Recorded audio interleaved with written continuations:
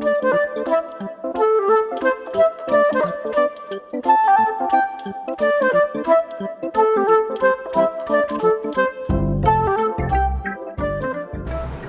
everyone, and welcome back to a new craft of the week.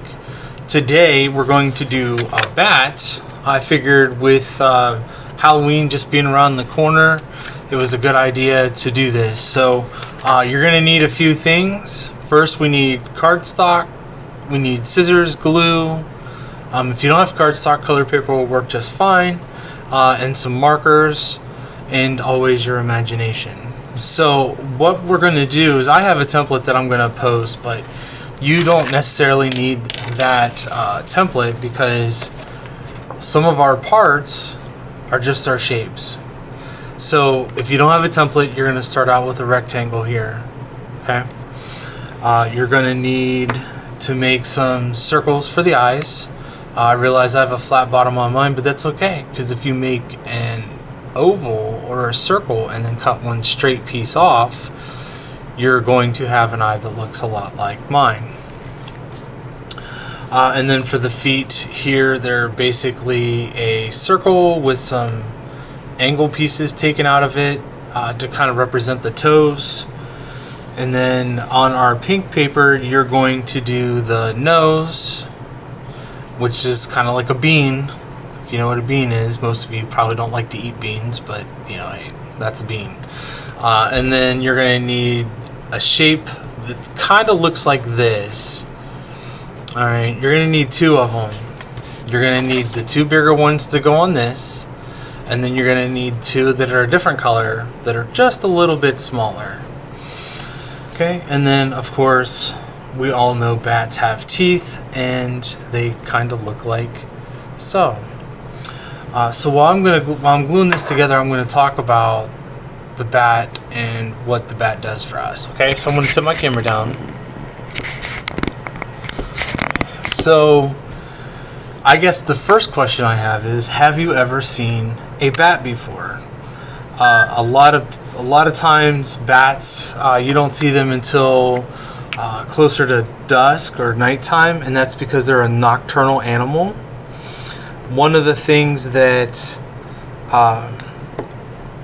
makes them able to see at night is a process called sonar, which is also known as echolocation. So if you've ever seen the movie Finding Dory, they have this whale called a beluga whale, right? So it sends out a noise, and it bounces off everything that's kind of going around, and then it he can kind of see where he's going, and that's how they find their food. Alright, so you'll notice that I glued my eyes on.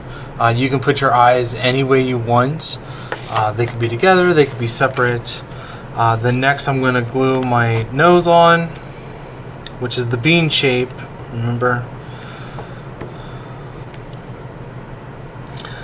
So yeah, so what else do bats do for us? Well, they kind of help with some of our vermin control, so that would be like mice and things like that. They eat insects.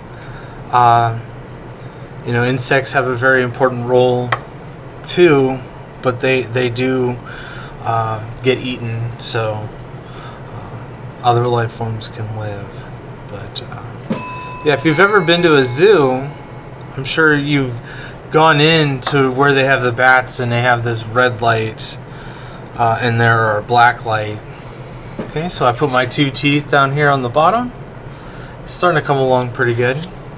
Now your feet, you're gonna just put a little bit of glue here and then take them and sit them down, just the top part here on it. Okay. And if you have glue on your fingers like me, clean them off before you do that. Okay, so I need to cut out these two pieces here. Bats this time of year are kind of popular for a couple different reasons. One, they're kind of spooky, a little creepy, and that's because we don't, at a younger age, you don't really know a whole lot about them. And two, Somewhere down the line, they just got associated with fall and Halloween, and I'm not going to go into too much about that, just because you guys are the wrong kind of age group for it.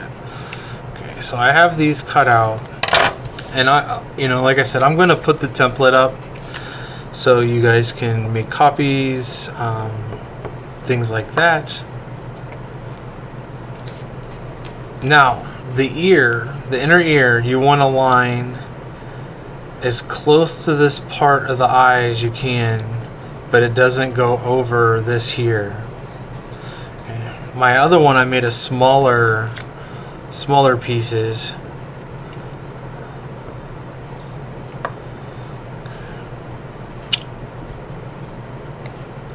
Put the glue on the wrong side.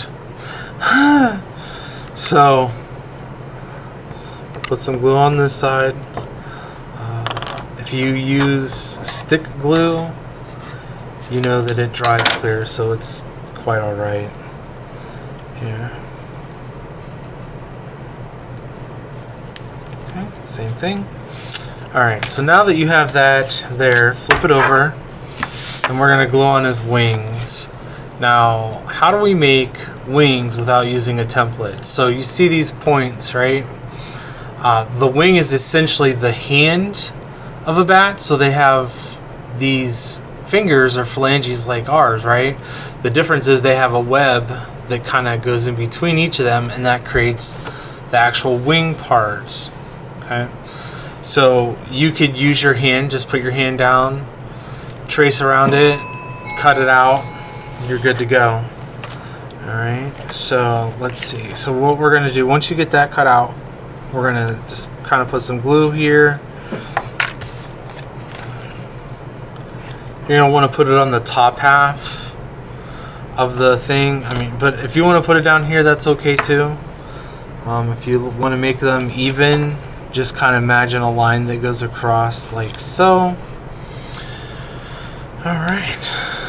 And when you're done, you have a bat. So I hope you guys enjoyed today's craft, and I really would love to see any of these bat creatures that you've made.